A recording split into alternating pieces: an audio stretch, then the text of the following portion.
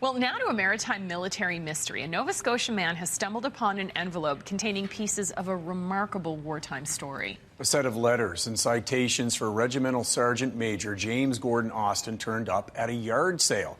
And as CTV's Sarah Ritchie tells us, the man who bought them wants to return them to their rightful owners. The first thing that entered my mind is that I had to show it to somebody. Howard Manette has made a few good finds at yard sales over the years, but nothing quite like this. Inside a bag of ordinary art supplies bought at a benefit sale in Bedford was something extraordinary. When I got it home and went through the things that were in the bag, this envelope was there, and I was really surprised to find that. The envelope contains a series of citations and letters addressed to James Gordon Austin, a regimental sergeant major with the Royal Winnipeg Rifles.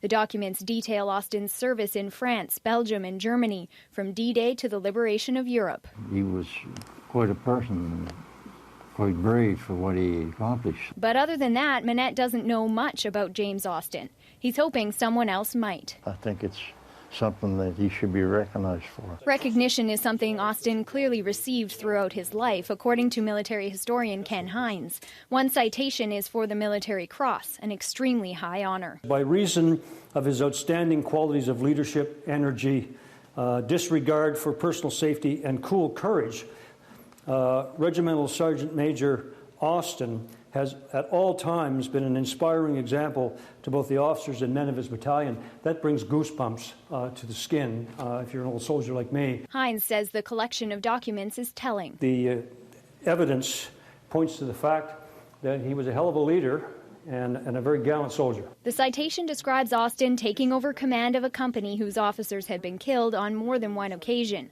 Aside from his military service, there are a few other hints in the envelope about who James Austin was. A set of family photos show a little girl named Trudy Austin in Halifax. A class photo shows Trudy years later. The photos are dated, everything in mint condition. Manette thinks someone meant to hang on to these mementos. But if not, Hines says he'd be happy to find a permanent home for them. They may have been lost. People would not perhaps understand the significance of what lies before them. And so we would dearly love to have these documents in our collection. Even if it landed in the museum, I'd be quite happy about that. For now, Howard Manette hopes someone will recognize the man in the photos so they can be returned to the Austin family. Sarah Ritchie, CTV News, Halifax. What a story. Sarah. Yeah, and big thank you to Howard Manette, who just showed up here today with this great story.